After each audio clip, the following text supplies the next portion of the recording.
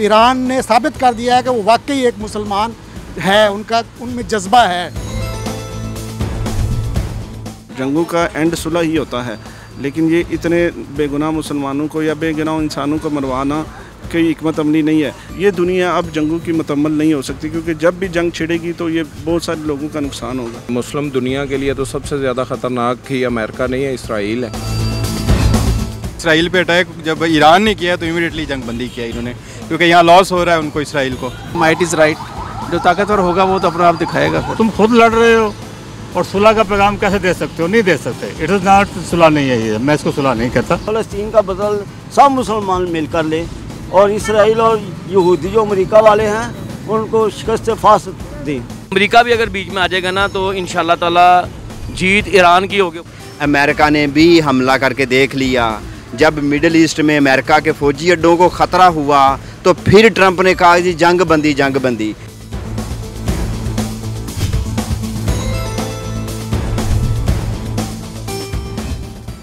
Israel और फ़लस्तीन के दरमियान एक लंबे अरसे से जंग जारी थी।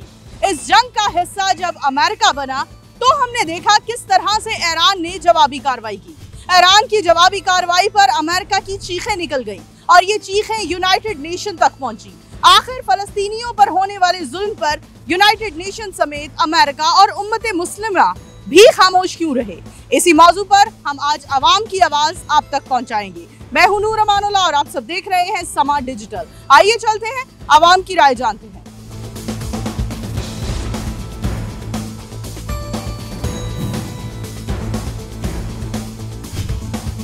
ईरान और इसराइल की जंग की सूरत हाल में अमेरिका कूद पड़ा और अमेरिका ने सीज़ फायर करवा दिया। इस पर क्या इज़हार ख्याल करेंगे? पहले तो मैं ये कहता हूँ जंग किसी मसले का हल नहीं है। ये अच्छी बात है, सीज़ फायर होगा। दोनों तरफ से जो भी इन्होंने फायरिंग की या मिज़ाइल इन्होंने मारे या उन्होंने मारे, नुकसान अवाम का हुआ है। ईरान ने अपने आर्मी चीफ मरवा लिए, सारे साइंसदान मरवा लिए, सब कुछ मरवा लिया और बिल आखिर बैठ के तो सुलह कर ली। जंगों का एंड सुलह ही होता है, लेकिन ये इतने बेगुनाह मुसलमानों को या बेगुनाह इंसानों को मरवाना कोई हिकमत अमली नहीं है। कतर पे हमला कर दिया, ये कोई जवाज़ नहीं था। जहाँ से वो जो रास्ता इख्तियार किया है, जो अड्डे इंडिया के इस्तेमाल किए हैं, आप वहाँ मारते। असल ताकत आपकी वहाँ लगनी चाहिए थी कि यार यहाँ से उड़ के उन्होंने हमारी एटमी तनसीबात पे हमला किया। इंडिया के ख़िलाफ़ तो एक लफ्ज़ भी नहीं वो बोले। इंसानी हमदर्दी यही है कि चले कम से कम बेगुनाह इंसान मरना बंद होंगे जाएंगे और चाहिए कि दोनों क़ुव्वतों के इसके ऊपर अमल दरामद कराएं। ये दुनिया अब जंगों की मुकम्मल नहीं हो सकती, क्योंकि जब भी जंग छिड़ेगी तो ये बहुत सारे लोगों का नुकसान होगा। आपको नहीं लगता फ़लस्तीन में जंग बंदी की आवाज़ उठानी चाहिए थी ईरानियों को? जंग बंदी का मुआहदा करना ही था तो उसमें फ़लस्तीन को भी स्टेक बना लेते। कतर को चाहिए था कि आप अगर जंग बंदी करवा रहे तो आप उसमें फ़लस्तीन का इशू पहले नंबर पर रखें, क्योंकि वो बेसरो सामान है। ईरानियों को क्या मैसेज देना चाहिए? ईरानियों को यही मैसेज देना चाहता हूँ कि मुत्तहदा रहें और कम से कम सबसे पहले गज़ा को इसराइल से बचाएं, फिर डील करें उनके साथ, वरना कोई फ़ायदा नहीं है, फिर अटैक करेंगे। इसराइल भी धोखेबाज है, अमेरिका भी धोखेबाज है। इसराइल की ही चीखें आखिर यूनाइटेड नेशन तक क्यों पहुंची और जंग बंदी करवा दी गई? फ़लस्तीनियों की चीखें क्यों ना सुनी गई यूनाइटेड नेशन में? ये सारा धोखाबाज है, सब दुबक पता करें, कोई काम नहीं कर रहा। वो फ़लस्तीन पे कितना जुल्म हो रहा है, किसी ने कुछ नहीं किया था। ईरानियों को, फ़लस्तीनियों को कोई पैगाम देना चाहेंगे? ईरान जिंदाबाद है। ईरान ने जो किया बेहतर किया, उसने हक अदा किया मुसलमान होने का। इसराइल को तबाह होना चाहिए, अमेरिका को भी तबाह होना चाहिए। ये पिट्ठू हैं सारे अमेरिका के। इसराइल और ईरान की जंग के दरमियान जो सूरत हाल हुई वो हम सब ने देखी। इसी पर ही अवामी राय से हम आपको आगाह कर रहे हैं। आखिर इसराइलियों की चीखें यूनाइटेड नेशन तक क्यों पहुंची? क्या कहना चाहेंगे? फ़लस्तीनी तो इतने अरसे से लुट गए हैं, तबाह हो गए हैं, बर्बाद हो गए हैं, उनके लिए कोई आवाज़ क्यों ना उठाई गई? ये अपने घर में आग लगी थी इसीलिए, अदरवाइज़ आप पूरी दुनिया नेशन देख रही है कि क्या से क्या कर दिया उसने।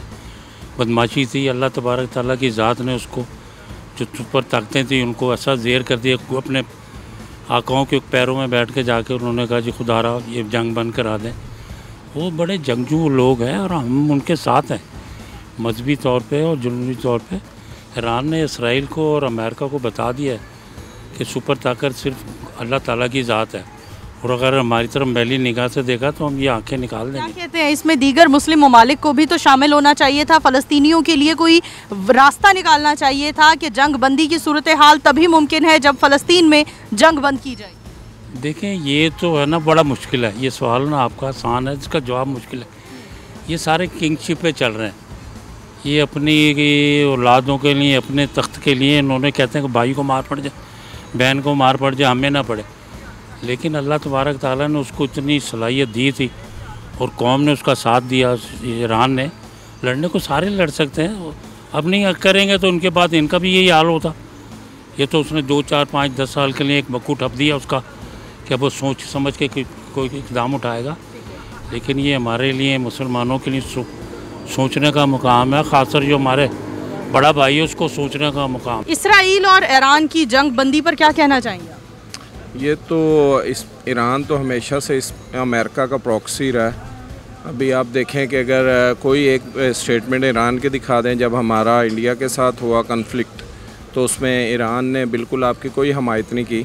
और ये तो हमेशा से जो है मुस्लिम दुनिया के लिए तो सबसे ज़्यादा ख़तरनाक ही अमेरिका नहीं है, इसराइल है। आप हिस्ट्री उठा के देख लें, उसने कितने मुसलमानों को मारा है और पाकि जो है उन्होंने कितने मुसलमानों को मारा है। ये तो हमेशा से ईरान ने हमेशा से अमेरिका की प्रॉक्सी का किरदार अदा किया है। वो कभी भी जो है वो मुस्लिम दुनिया के साथ वो सिंसियर नहीं रहा हमेशा से। अब देखिएगा होता आगे से क्या है, ये एक प्रॉक्सी चल रही है बिल्कुल। वो अगला हदफ तो पाकिस्तान ही है, एटलीस्ट अगला हदफ पाकिस्तान है। अमेरिका के हवाई अड्डों पर ईरान ने हमला कर दिया, इस पर क्या कहेंगे? वो कौन सा हमला होता है जो आप बता के करें? वो कभी ऐसे हुआ है कि आप बता रहे हैं जो कि हम हमला करने वाले हैं, आप अपनी चीज़ें जो वो साइड पे कर लें और ख़ाली जगहों पे आप मिसाइल दाग दें?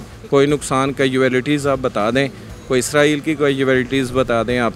ईरान के साइंसदान मरे, ईरान के जो है वो फ़ौजी लीडर्स मरे, कोई एक फ़ौजी किसी भी मीडिया में विद CNN विद एनीथिंग कोई एक फ़ौजी इसराइल का ज़ख्मी भी दिखा दें, वो मरना तो बहुत दूर की बात। फ़लस्तीनियों की चीखें आखिर यूनाइटेड नेशन तक क्यों ना पहुंची? जब इसराइलियों पर हमले हुए तभी जंग बंदी का ऐलान क्यों हुआ, लेकिन फ़लस्तीन में अभी भी जंग जारी है। ये अमेरिका और इसराइल का जो गठजोड़ है, इसकी वजह से जो है फ़लस्तीन की जो आवाज़ जो है वो कहीं भी नहीं पहुंच सकी। इसराइल पे अटैक जब ईरान ने किया तो इमीडिएटली जंग बंदी किया इन्होंने, क्योंकि यहाँ लॉस हो रहा है उनको, इसराइल को।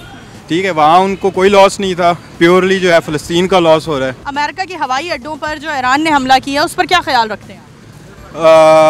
अमेरिका के हवाई अड्डों पे डेफिनेटली उन्होंने पहले उनको वार्न किया था कि अगर हम पे करेंगे तो हम भी बदला लेंगे, तो बदले में उन्होंने जो है उनके हवाई अड्डों पे किया अटैक डेफिनेटली। ठीक है, बहुत शुक्रिया, थैंक यू जी। नाज़रीन आगे बढ़ते हैं, मज़ीद लोगों से बात करते हैं।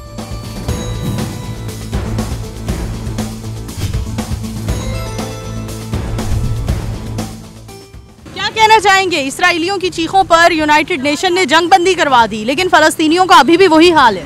बिल्कुल ऐसे ही है। ये इस पे तो अभी जो मेन पर्पस था मुसलमानों पे जो उन्होंने जाहिरियत की है इसराइल ने, वो तो अभी भी बंद नहीं हुई।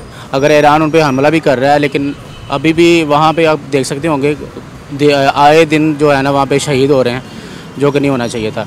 अगर यहाँ पे जंग बंदी हुई है तो वहाँ सबसे पहले होना चाहिए था, उनको भी तो इंसाफ मिलना चाहिए ना। वो भी मुस्लिम ममालिक हैं, उनको भी इंसाफ मिलना चाहिए था।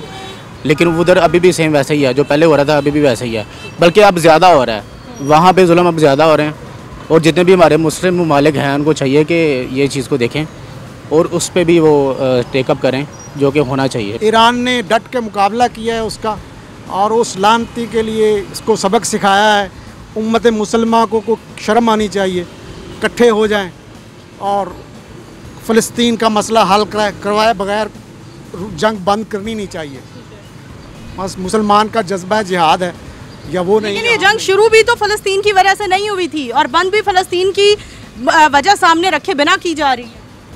होना अब तो, लेकिन अब तो सब कुछ उजागर हो गया, सब कुछ सामने आ चुका है ना। अब तो इसका मसला, इसके लिए शर्त ही यही होनी चाहिए कि फ़लस्तीन का मसला हल हो, सारे इकट्ठे हो जाएं। इनको अभी शर्म आ जानी चाहिए, अब को गैरत जाग जानी चाहिए, सारे उसके साथ। अब ईरान ने साबित कर दिया है कि वो वाकई एक मुसलमान है, उनमें जज्बा है, मुसलमानियत है, यहाँ मुनाफिकत नहीं है। इसलिए उनके साथ जुड़ना चाहिए और उसके लिए यही आवाज़ उठानी चाहिए कि फ़लस्तीन का मसला हल हो, तब ही जाके जंग बंदी होगी। नहीं तो हम ठीक है, जो चल रहा है चलने दें। फ़लस्तीन में जंग जारी है, उसके खिलाफ कोई आवाज़ नहीं उठा रहा, क्या कहेंगे? इसलिए कि मुसलमान कमज़ोर हैं इस वक्त, टेक्नोलॉजी में पीछे रह गए, साइंस से दूर रहे हैं इस वजह से। और ये तो है रूल दुनिया का कि माइट इज़ राइट, जो ताकतवर होगा वो तो अपना आप दिखाएगा फिर। सर आखिर फ़लस्तीनियों की आवाज़ क्यों ना पहुंची यूनाइटेड नेशन तक और जंग बंदी का ऐलान अभी तक ना हो सका, लेकिन इसराइल के हवाले से अमेरिका कूद पड़ा और जंग बंदी का ऐलान कर दिया। इस पर क्या ख्याल रखते हैं आप? असल में ये एक बहुत पॉलिटिकल इशू भी है और ये एक मजहबी इशू भी है, ठीक है। और अगर हम इसराइल की स्ट्रेटजी और अमेरिका की स्ट्रेटजी को समझें तो ये बहुत आसान बात है। वो इसलिए ऐसे कि अगर आप देखें कि अगर अमेरिका दूर बैठ के किसी को सपोर्ट करना चाहता है तो उसने पहले से तैयारी की होती, जबकि इसराइल ने उसकी तैयारी उस लेवल की नहीं थी, ठीक है। ये एक डिप्लोमेटिक चीज़ है। अगर आप इसको समझें तो ये है कि ये सुलह वगैरह नहीं हुई और ना इसको सुलह का नाम देना चाहिए। जो लड़ रहा होता है वो सुलह नहीं करता। अगर थर्ड पार्टी आगे कोई सुलह करवाती है तो हम कहते हैं ये सुलह है। तुम खुद लड़ रहे हो और सुलह का पैगाम कैसे दे सकते हो? नहीं दे सकते। इट इज़ नॉट सुलह नहीं है ये, मैं इसको सुलह नहीं कहता। ये इनके झांसे में मत आएँ। ठीक है, बहुत शुक्रिया जी। नाज़रीन, पाकिस्तानी अवाम का ये भी कहना है कि जो जंग बंदी की सूरत हाल को नाम दिया जा रहा है सुलह का, ये सुलह नहीं है। एक बार फिर मुमकिन है कि इसराइल दोबारा हमला करे मुस्लिम ममालिक पर, और उस सूरत हाल में हम फिर क्या करेंगे? आगे चलते हैं, मज़ीद लोगों से बात करते हैं।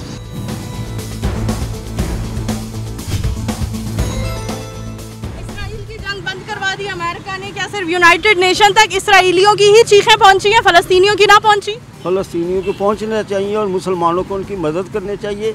ईरान वाले भी अच्छे हैं, इराक़ वाले भी अच्छे, मुसलमान सब अच्छे हैं, मगर अच्छे उस वक्त हैं जब इत्तेहाद पैदा करेंगे, मुसलमान मदद करेगा, उस वक्त अच्छे होंगे। हम तो कहते हैं कि फ़लस्तीन का बदल सब मुसलमान मिलकर लें और इसराइल और यहूदी जो अमेरिका वाले हैं उनको शिकस्त फास्ट दें।